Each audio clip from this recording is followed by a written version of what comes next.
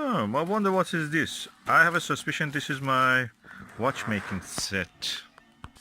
And let's open it.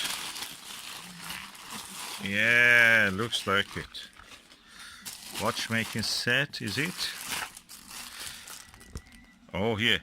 Kit watchmaker back case remover, opener, spring pin. Oh, 144 pieces watch repair tool. Kit watchmaker back case remover, opener, and a spring pin. And look impressive.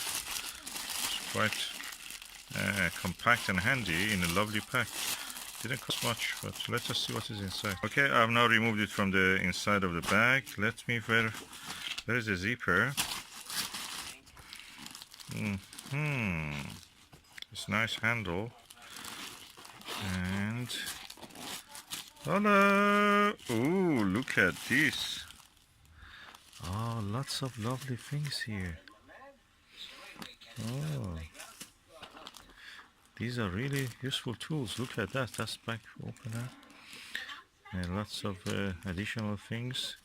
Knife for opening, all the screwdrivers, different shapes, star shapes even probably. A little tongue, a tweezer, some pins. This is the jig for holding the phone and just working on it, and another jig for that.